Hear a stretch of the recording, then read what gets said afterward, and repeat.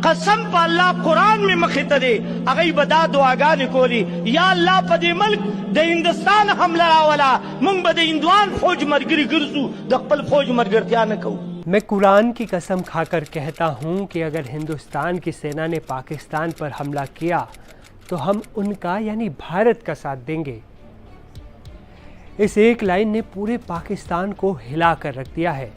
आतंक को पालने वाले पाकिस्तान के कलेजे पर सांप लौट रहे हैं, क्योंकि ये लाइन कोई और नहीं बल्कि खुद पाकिस्तान के मौलाना मस्जिदों से बोल रहे हैं।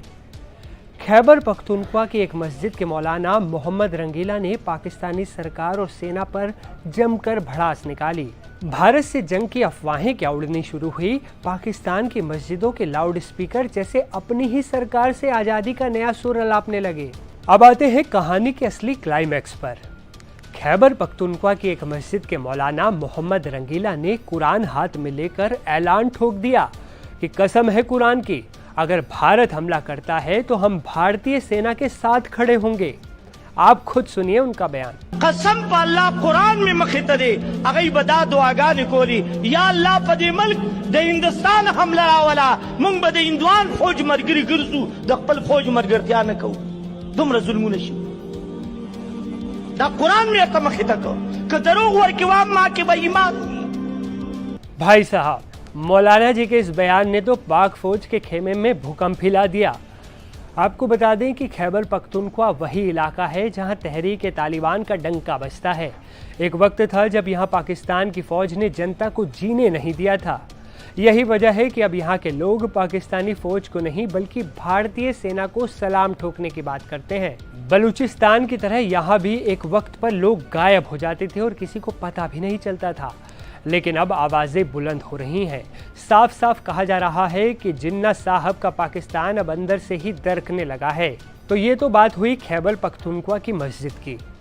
वहीं पाकिस्तान की राजधानी इस्लामाबाद की मशहूर लाल मस्जिद से भी ऐसी बातें कही गई जिसे सुनकर पाकिस्तान की सरकार, सेना और वहाँ पलने वाले आतंकियों के होश उड़ जाएंगे। सबसे पहले आपको बता दें कि 1960 के दशक में बनी इस्लामाबाद की ये लाल मस्जिद काफ़ी मशहूर है। इस मस्जिद के इमाम का पाकिस्तान की आवाम पर काफ़ी गहरा प्रभाव पड़ता है। इस लाल मस्जिद के मौजूदा इमाम का नाम है मौलाना अब्दुल अजीज गाजी, जिन्होंने एक बड़ा बयान दिया जिसे सुनकर पाकिस्तान के सीने पर सांप लौटना तय है। उन्होंने भारत के साथ युद्ध में सरकार और सेना का समर्थन करने से साफ इनकार कर दिया। उन्होंने अपने एक भाषण में उल्टा पाकिस्तान पर बड़ा आरोप लगाते हुए कहा कि पाकिस्तान में भारत से ज़्यादा दमन है। भारत की तुलना में पाकिस्तान में मुस्लिमों पर कहीं ज़्यादा दमन होता है। आप खुद सुनिए इनका बयान। अगर पाकिस्तान हिंदुस्तान की जंग में आप में से कितने लोग पाकिस्तान का साथ देंगे, हाथ खड़ा करें। कम ही नजर आ रहे हैं। इसका मतलब है कि काफी समझ पैदा हो चुकी है। मसला यह है कि पाकिस्तान और हिंदुस्तान की जंग इस्लाम की जंग ही नहीं है। पाकिस्तान की जंग कौमियत की जंग है।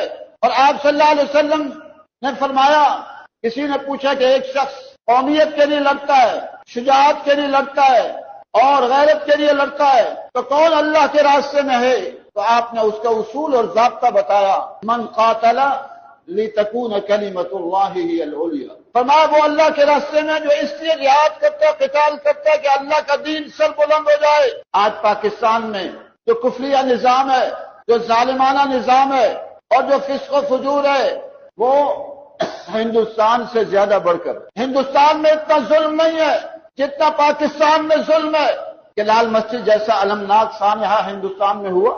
मौलाना गाजी ने पाकिस्तान के आवाम से गुजारिश करते हुए कहा कि पाकिस्तान का ये युद्ध इस्लाम की रक्षा के लिए नहीं है, बल्कि ये केवल राष्ट्रीयता की लड़ाई है, इसलिए हमें इसमें शामिल होने की कोई ज़रूरत नहीं है। इसके अलावा जब इस्लामाबाद की लाल मस्जिद के मौलाना ने मस्जिद में मौजूद सैकड़ों लोगों से पूछा कि भारत के खिलाफ जंग में कौन पाकिस्तानी सेना का साथ देगा, कौन सरकार का साथ देगा, तो आपको जानकर हैरानी होगी कि किसी ने झूठे तौर पर भी हाथ नहीं उठाया, ना ही कोई खड़ा हुआ और ना ही किसी ने हामी भरी। ऐसे में पाकिस्तान के होश उड़ना तो तय है।